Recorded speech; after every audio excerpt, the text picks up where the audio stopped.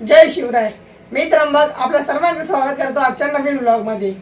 तर चला सुरू करूयात आजचा नवीन व्लॉग.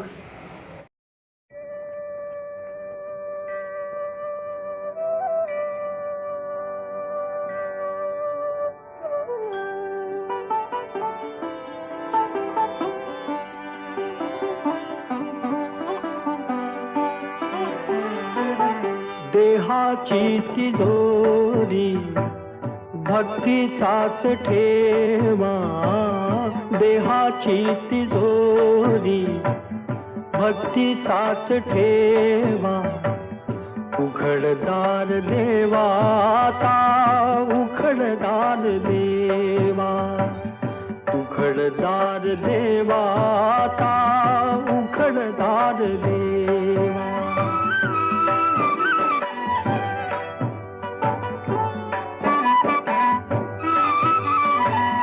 पिते दूध डोळे मिटुनी जात मांजराची, मनी चोरट्याच्या कारे भीती चांदण्याची. सरावल्या हातानाही कंप का सुटावा. आता वाजले संध्याकाळचे 7. मी सकाळी आज प्रॅक्टिस केली नाही. तुम्ही आता संध्याकाळी 7 वाजले तर मी प्रॅक्टिस करायला घेतो. जरा प्रॅक्टिस वगैरे करतो योगाची. बेंडिंग आज मी विचार करतोय बेंडिंग वगैरे करेन जरासा वगैरे, म्हणजे हलकीशी बॅक बेंडिंग करेन. स्ट्रेचिंग तर मी काल पण केलेल्या.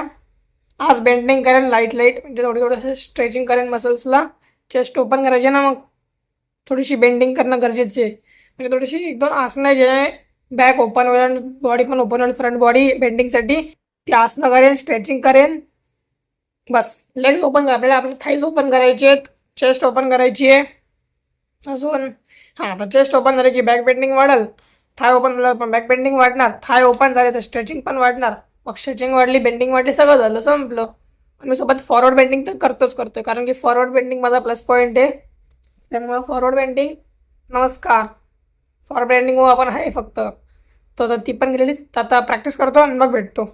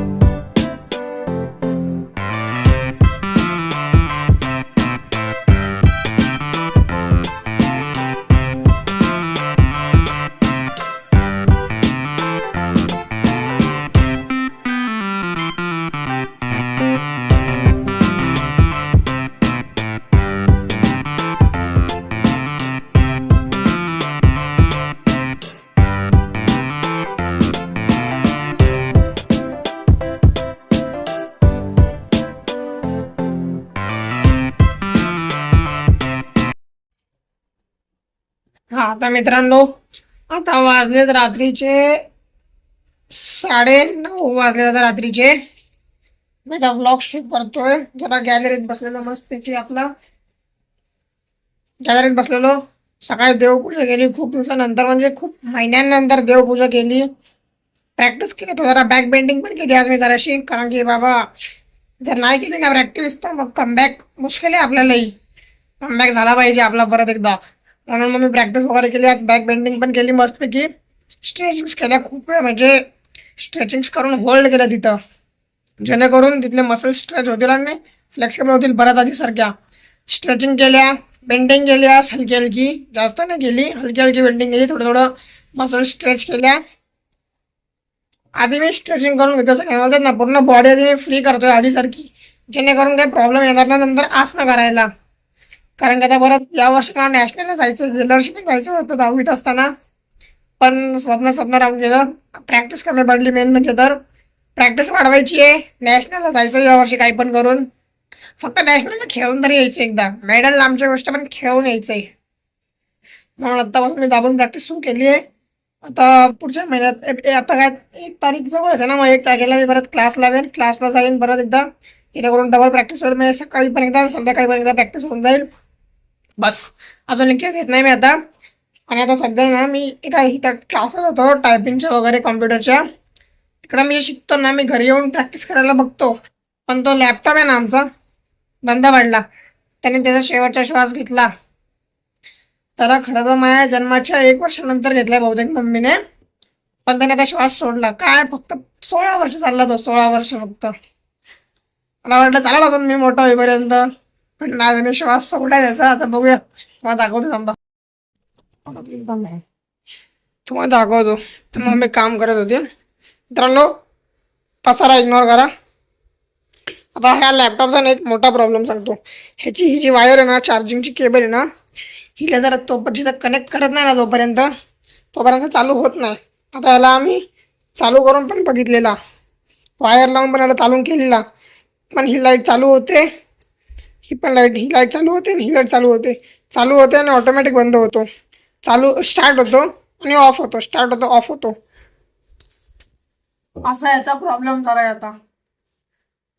तर त्याचा श्वास सोडलाय. मला याच्यावरती प्रॅक्टिस करायची होती तर सगळ्याची, फक्त त्याच्यावरती मी टायपिंगची प्रॅक्टिस करू शकतो. म्हणजे प्रॉपर हातांच्या बटनांनी सगळं टायपिंगची प्रॅक्टिस करू शकतो फक्त याच्यावरती आता मी. बाकी आता काही नाही करू शकत. नाही, वाईट परिस्थिती झाली विचारायची. आता याला ठेवून देता येईल आतमध्ये, कधी तर असं वाटलं चला चेक करूया एकदा, बघता येईल. तर एवढंच. आणि काय पसाराला ये टेबलावरती परीक्षा संपल्यापासून आता. हां, तर ही फोटो फ्रेम आम्हाला शाळेत नाही भेटलेली सेंड ऑफच्या वेळेस, माहिती याच्यावरती खूप धूळ आहे. खरं सांगतो मी हिला घेतलेली, थोडे दिवस मी अशी ते ठेवायचो, पण नंतर मग अडचण आली म्हणून मी हिला इथे ठेवून दिली. तिच्या याच्यात धूळ साचली आहे. ज्यांनी दिली त्यांनी बघितलं ना, धरून मारतील मला कधी भेटल्यावर. मस्त स्टडी टेबल आहे. मी इथंच बघा तुम्हाला सांगतो, परीक्षा काळामध्ये मी इथं बसून अभ्यास करायचो. इथं ही लाईट लावायचो, ही जी मोठी लाईट आहे ना ही बंद करायचो, सगळ्या लाईट बंद करायचो, किंवा कधी कधी ही चालू करायचो छोटीवाली, ही लाईट लावायची इथं प्लग करून आणि अभ्यास करायचो. सगळी वह्या पुस्तकं इथं ठेवायचं बघा, बोर्डाचे सॅम्पल आन्सर शीट, हे काय प्रिंटर आहे आमचा, हा इंटरकॉम. हे माझं स्टडी टेबल, चार्जिंगची केबल काढू थांबा. जो बघा स्टडी टेबल माझा, ह्या सगळ्या वया मी सगळ्या भरून ठेवल्यात गेल्या वर्षीच्या. लय कचऱ्यासारखं माहिती आहे मला, आत्ताच सुट्टे लागलेत ना आवडीला त्या सगळं. ह्या सगळं असं ठेवलं इथं. इथं वरती पप्पांच्या फाईल, माझं सगळं सामान, खाली ट्रॉफी पडलेत बघा. ह्या सगळ्या ट्रॉफ्या कशा पडल्या आहेत, सगळं कसं पण पडलंय.